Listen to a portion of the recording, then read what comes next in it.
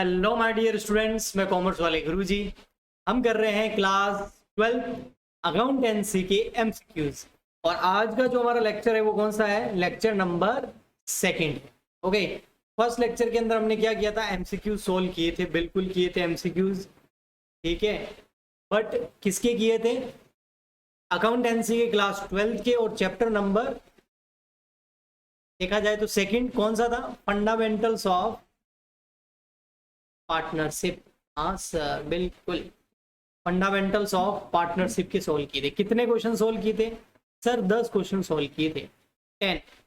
तो चलिए आज आगे करें। बिल्कुल, तो 10 तक हमारे हो गए थे। इसका फर्स्ट था इनकम, ओके। आइए हम 11th करते हैं। तो 11th में देखो बेटा, ये रहा 11th क्वेश्चन। क्या है? Following are essential element of a partnership firm except कि इनमें से followings are essential elements of partnership. भाई जो पार्टनरशिप है उसके कुछ एलिमेंट्स हैं, ओके, वो नीचे दिए गए हैं। बट उनमें से कौन सा है जो पार्टनरशिप का एलिमेंट नहीं है? एक्सेप्ट लिखा ना, एक को छोड़कर बाकी, एक कौन सा है जिसको छोड़कर बाकी सारे एलिमेंट है। तो जो एलिमेंट नहीं है पार्टनरशिप का, हमें वो बताना है। तो इसमें फर्स्ट है एटलीस्ट 2 पार्टनर। हाँ बिल्कुल, ये तो है, 2 पर्सन होने चाहिए। There is an agreement between all partner, ये भी पार्टनरशिप का एलिमेंट है कि सारे पार्टनर के बीच में क्या होना चाहिए? एग्रीमेंट होना चाहिए। C equal share of profit and loss, सारे पार्टनर जो है वो इक्वल प्रॉफिट और लॉस डिस्ट्रीब्यूट करें। Partnership agreement is for some business, हाँ पार्टनरशिप एग्रीमेंट बिजनेस के लिए होना चाहिए। तो यहाँ पर मुझे तो एक अटपटा लग रहा है, आपको कौन सा लग रहा है? पहले जवाब दे दो, फटाफट रिप्लाई करो बेटा, कौन सा लग रहा है? फिर मैं भी बता देता हूँ कौन सा, ए बी या सी या डी। जल्दी जल्दी फटाफट करो रिप्लाई। हाँ जी, कौन सा है?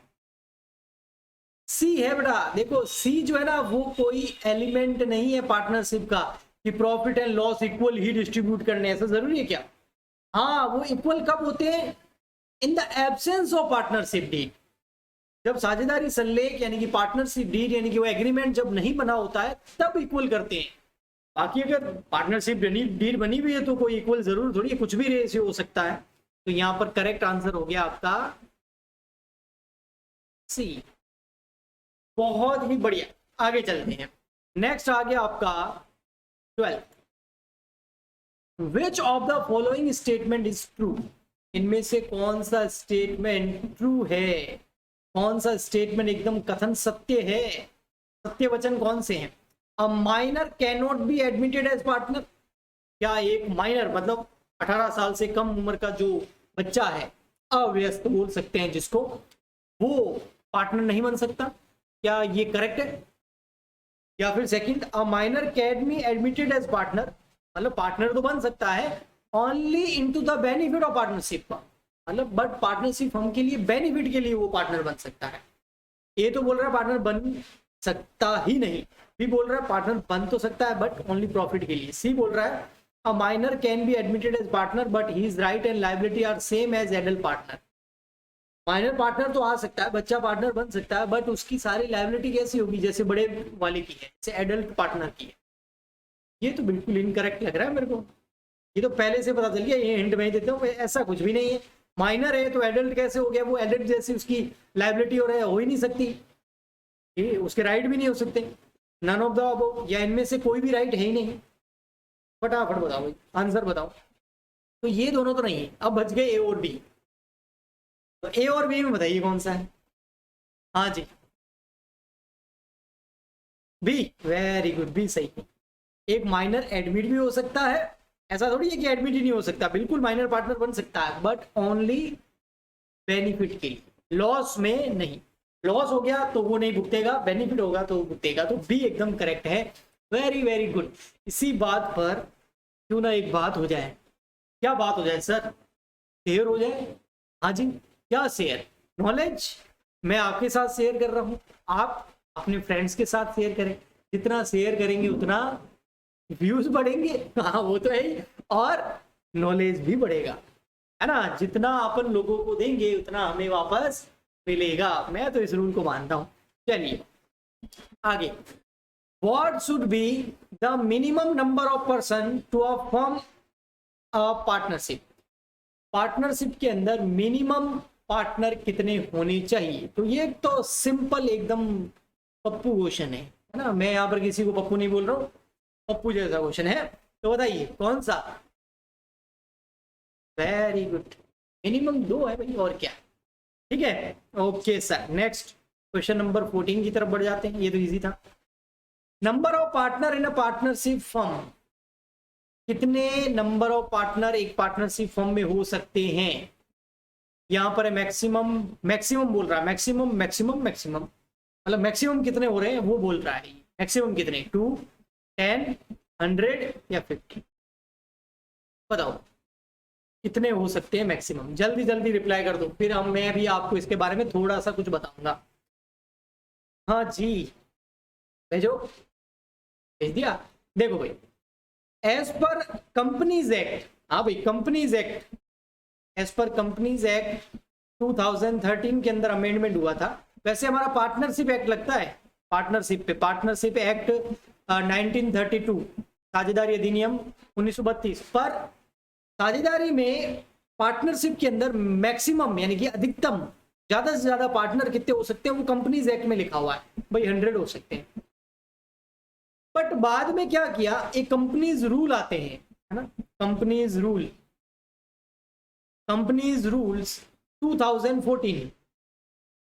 उस कंपनीज रूल के अंदर क्या होता है भाई, कंपनी एक्ट के अंदर जो जो चीजें लिखी होती है ना, उसको उसके अंदर कुछ भी चेंजेस करना होता है ना, तो बाद में कंपनीज रूल गवर्नमेंट ने इशू किए थे। कंपनीज एक्ट आया था 2013 में, रूल आते हैं 2014 के रूल है, वो आते रहते हैं। उसके अंदर अमेंडमेंट करके बोला गया भैया 100 नहीं 50 पार्टनर होने चाहिए, ज्यादा से ज्यादा 50 होनी चाहिए। अब आप बताइए लेटेस्ट हम क्या माने, 100 या 50। तो भैया जब अमेंडमेंट हो गया है, जब रूल आ गया है कि भाई 100 नहीं मान रहे 50 मान रहे, तो हम कितने करेंगे, 50। तो यहाँ पर करेक्ट आंसर क्या है आपका, ठीक, गुड। इसी बात पे हो जाए लाइक, ठीक है। ऐसा ही नॉलेज मैं इन एमसीक्यूज के साथ में आपको देता रहूंगा, और डिटेल वीडियोस भी आते हैं अपने चैनल पर, है ना, अकाउंटेंसी के, बिजनेस स्टडी के, इकोनॉमिक्स के भी हम स्टार्ट करने वाले हैं।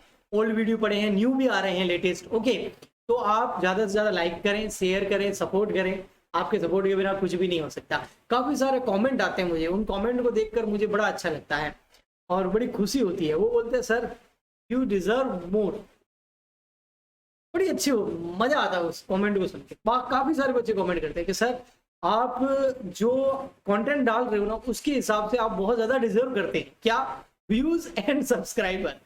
बट लोगों को, बच्चों को पता नहीं है। तो आप बताइए कि सर एमसीक्यू सीरीज चला रहे हैं, बहुत सारे रिकॉर्डेड क्लासेस भी आ रही है।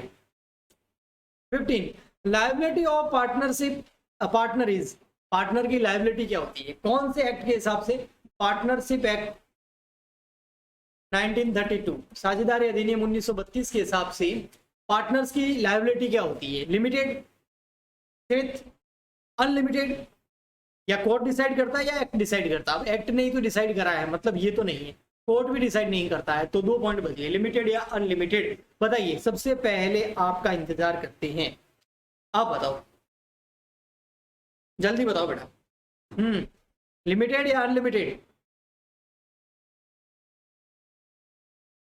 हाँ जी हाँ जी हाँ जी हाँ जी, वेरी गुड, अनलिमिटेड होती है बेटा, अनलिमिटेड।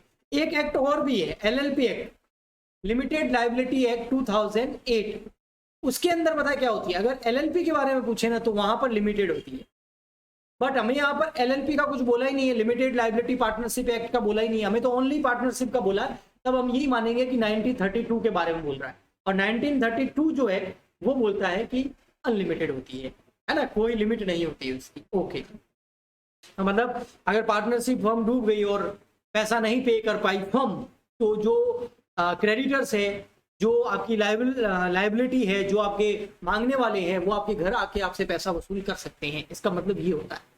एलएलपी में ऐसा नहीं होता है। नेक्स्ट है आपका question number 16, which one of the following is not an essential feature of partnership. इनमें से कौन सा जो पार्टनरशिप का एसेंशियल फीचर नहीं है ना, मुख्य नहीं है। Okay, there must be an agreement, बिल्कुल, ये तो है, एग्रीमेंट होना चाहिए, चाहे ओरल हो या रिटर्न हो, लेकिन एग्रीमेंट होना चाहिए। There must be a business, ये भी सही है, बिजनेस होना चाहिए। There must be carried on profit, बिल्कुल पार्टनरशिप प्रॉफिट के लिए की जानी चाहिए, समाज सेवा के लिए जो होती है उसको पार्टनरशिप थोड़ी बोलते हैं, है ना। तो ये बहुत अच्छा पॉइंट है, बिल्कुल प्रॉफिट के लिए ही पार्टनरशिप की जाती है। Next, there must be and carried by all partner, partnership को सभी पार्टनर के द्वारा चलाना जरूरी है? नहीं जी, तो करेक्ट आंसर है डी। हाँ, कैरिड बाय ऑल या वन ऑफ देम, या उनमें से कोई एक उन सबकी मर्जी से चला सकता है, लेकिन सबका पार्टनरशिप फर्म के अंदर चलाना कोई जरूरी नहीं है। अपनी इच्छा से सारे चला भी सकते हैं, या उनमें से कोई एक भी सबकी सहमति लेकर भी चला सकता है। तो डी पॉइंट एकदम करेक्ट है। आपको मौका नहीं दिया इस बार, सॉरी। अब आपको मौका देते हैं इस क्वेश्चन के अंदर। ये अच्छा क्वेश्चन है थोड़ा सा, देखिए भाई, मैं थोड़ा सा आपको समझा भी देता हूँ। एक्स वाई जेड तीन पार्टनर है, ओके। प्रॉफिट एंड लॉस इनका इक्वल है, ठीक है। इनकी कैपिटल दे रखी है, कैपिटल दे रखी है, क्लोजिंग कैपिटल दे रखी है 80,000, 60,000, 80, 60 और 40। मतलब ये सारे एक्स वाई जेड जो है ना, ये फर्म से कितना पैसा मांगते हैं? 80,000, 60,000, 40,000 इन्होंने फर्म में लगा रखा है, कैपिटल लगा रखी है, ओके। अब बोल रहे हैं भाई इनकी पर्सनल एसेट, अब फर्म से कोई लेना देना नहीं बेटा, उनके घर पे आ जाओ, एक्स के घर पे, वाई के घर पे और जेड के घर पे। उनकी पर्सनल एसेट जो है वो 20,000, 15,000 और 10,000। तो फर्म में कैपिटल है 80, 60 और 40, और उनके घर पे जो उनके पास एसेट है वो 20, 15 और 10 है। अब क्वेश्चन क्या पूछ रहा है? The extent of their liability in the firm would be, अब फर्म के अंदर वो अपनी लायबिलिटी कितनी इंक्रीज कर सकते हैं। अब ये सीधा रिलेटेड है पार्टनरशिप एक्ट 1932 के अंदर, और 1932 बोलता है कि पार्टनर्स की जो लायबिलिटी होती है वो अनलिमिटेड होती है। अनलिमिटेड मतलब अगर फर्म पे नहीं कर पाएगी तो पार्टनर अपनी पर्सनल एसेट से पे करेंगे। अब पर्सनल एसेट से इस ये भाई एक्स कितना पे कर सकता है ज्यादा से ज्यादा? मान लेते हैं अगर पार्टनरशिप फर्म पे नहीं कर पाई क्रेडिटर्स को, तो लोग एक्स वाई जेड के घर पे पहुंच जाएंगे। वो अब कितना ज्यादा पे कर सकते हैं? उनकी कैपेसिटी कितनी है? 20,000, 15,000 और 10,000। तो अब इनकी लायबिलिटी ज्यादा से ज्यादा कितनी इंक्रीज हो सकती है? 20, 15, 10 या फिर 80, 60, 40, ये ऑप्शन है आपके पास में। तो आई होप आपको समझ में आ गया होगा भाई। भाई इनकी एसेट कितनी है? 20, 15, 10। तो लायबिलिटी ज्यादा से ज्यादा और कितनी इंक्रीज कर सकते हैं? इतनी कर सकते हैं, क्योंकि लायबिलिटी अनलिमिटेड होती है, बाद में उनको पे करना पड़ेगा ना। अब उनके पास होगा तो पे करेंगे ना, इसलिए इतना ही, जितनी पर्सनल एसेट है उतना वो, जितनी चादर उतने पैर पसारेंगे, ओके। हाँ, चादर लंबी कर दो फिर लंबे पैर पसारो, चादर छोटी हो जाएगी तो फिर मच्छर काटेंगे आगे आके, ओके। चलो next, partnership deed also called, partnership deed को और क्या बोला जाता है? ये बढ़िया क्वेश्चन है भाई। हाँ जी, पार्टनरशिप डीड को और क्या बोला जाता है? साझेदारी सल्लेख को और क्या बोला जाता है? फर्स्ट है प्रोस्पेक्टस, प्रोस्पेक्टस यानी कि प्रविवरण। आर्टिकल ऑफ एसोसिएशन एओए, पार्षद सीमा नियम और अंतर नियम वाला वो। और प्रिंसिपल ऑफ पार्टनरशिप यानी कि साझेदारी के नियम, या आर्टिकल ऑफ पार्टनरशिप, बताओ। तो प्रोस्पेक्टस तो नहीं बोलते हैं, ये ऑप्शन मैं हटा देता हूं। प्रिंसिपल ऑफ पार्टनरशिप भी नहीं बोलते हैं। अब दो बच गए, एक तो एओए और एक बच गया आपका एओपी, यानी कि आर्टिकल्स ऑफ पार्टनरशिप या आर्टिकल ऑफ एसोसिएशन। सबसे पहले आप आंसर दीजिए, फिर मैं देता हूं। जल्दी रिप्लाई कीजिए बेटा, वेटिंग फॉर योर रिप्लाई। हाँ, आओ आओ, करो करो, फटाफट रिप्लाई करो। बढ़िया बढ़िया, जो भी नए आए हैं बेटा, मोस्ट वेलकम ऑन कॉमर्स वाले गुरुजी चैनल। एमसीक्यू सीरीज चलती रहेगी ऐसे, और भी कई सारा बेनिफिट उठा सकते हैं। एक बार जाके चैनल पर विजिट तो करो, ओके। हाँ, तो देखो यहाँ पर ये तो नहीं है एओए, क्योंकि ये कंपनी से रिलेटेड है। कंपनीज में एओए और एमओए होते हैं, पता है आपको? हाँ, memorandum of association, article of association है ना। तो ये तो नहीं है। तो फिर लास्ट कौन सा ऑप्शन बच गया? डी। याद रखना, एओपी यानी कि आर्टिकल ऑफ पार्टनरशिप करेक्ट है। क्वेश्चन नंबर 19 देखो बेटा क्या, interest on capital, interest on capital will be paid to the partner interest on capital pay किया जाता है पार्टनर को, बिल्कुल पार्टनर को हम इंटरेस्ट ऑन कैपिटल पे करती है फर्म, और इंटरेस्ट ऑन ड्रॉइंग रिसीव करती है, हमें पता है। Interest on capital partnership firm के लिए एक्सपेंडिचर है, okay. If provided for the for in the partnership deed but only out of interest on capital, जो पार्टनर ने कैपिटल लगाई है उसके ऊपर इंटरेस्ट फर्म पे करती है, वो इंटरेस्ट फर्म के लिए एक खर्चा, एक एक्सपेंडिचर है, तो उसको पे कहां से करेगी? ऑप्शन आपके सामने, प्रॉफिट में से, जो फर्म के प्रॉफिट है उसमें से इंटरेस्ट पे करेगी, रिजर्व में से पे करेगी, एक्यूमुलेटेड प्रॉफिट में से करेगी, या गुडविल में से पे करेगी? कहां से पे करती है फर्म इंटरेस्ट? बताओ। ये तो अगर आपने ये फंडामेंटल वाला चैप्टर अच्छे से किया ना, तो इसका आंसर आप यूं दे सकते हो चुटकियों में। वैसे मैं वेट कर रहा हूं आपके आंसर का। अगर चैप्टर वो नहीं किया है तो हमारे इस यूट्यूब चैनल पे प्लेलिस्ट बनी हुई है, class 12th accountancy new playlist, जाके उसको देखो। हाँ जी, वेरी गुड। जिन्होंने भी आंसर दिया है ए प्रॉफिट, बढ़िया एकदम। इसी बात पर एक बार थम्स अप भेज दो। थम्स अप समझते हो? वो पीने वाली थम्स अप नहीं, टेस्ट द थम्स अप, ये वाला थम्स अप, ओके। चलो चलो, फटाफट फटाफट भेजो भाई, एक बार थम्स अप भेजो। जोश होना चाहिए आपके अंदर। हाँ जी, नेक्स्ट जब तक तब नेक्स्ट है आपका, तब तक नेक्स्ट, तब तक नेक्स्ट देखते हैं, okay. Which one of the following item cannot be recorded in the profit and loss appropriation account? P&L appropriation account के बारे में बात कर रहा है बेटा, P&L appropriation account। हाँ जी, हमें बनाना आता है, अगर नहीं आता है तो वीडियो डाला हुआ, जाके सीखो इसी चैनल पर। तो P&L appropriation account के अंदर इनमें से कौन सी चीज नहीं आती? एक मैं लिख देता हूं, नन ऑफ दीज। कौन सी नहीं आती? Interest on capital P&L appropriation में आता है कि नहीं आता? इंटरेस्ट ऑन ड्राइंग आता है कि नहीं आता है? रेंट जो पार्टनर को पे करते हैं वो आता है कि नहीं आता है? बताओ जी, जल्दी रिप्लाई करो। इंटरेस्ट ऑन कैपिटल तो आई थिंक, चलो एक बार आप रिप्लाई कर दो। आता है, बिल्कुल। इंटरेस्ट ऑन कैपिटल तो करेक्ट है, इंटरेस्ट ऑन ड्राइंग करेक्ट है, ये नहीं आता भाई। तो करेक्ट आंसर क्या हो गया? सी। रेंट को हम P&L अकाउंट में लिखते हैं, क्योंकि ये नॉर्मली रेंट जो पे करते हैं पार्टनर को, वो उसका कोई रेम्यूनरेशन थोड़ी है, उसने कोई हमको बिल्डिंग दी होगी।